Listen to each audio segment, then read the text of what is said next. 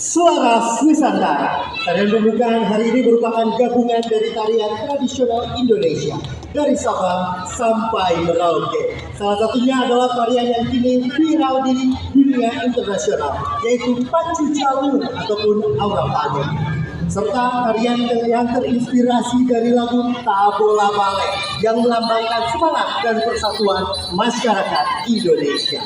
Suara Nusantara. This opening dance is a fusion of traditional Indonesian dances. So it cast the diversity of Sabah to Merauke, Indonesia. Among them is globally recognized Pacu Jalur or Aura farming dance, inspired by the song Tabola Balek, a symbol of unity and the joyful spirit of Indonesia.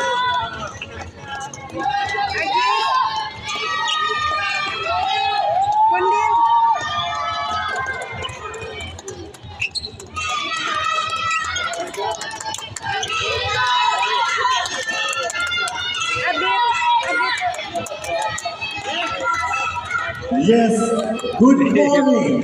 Good morning.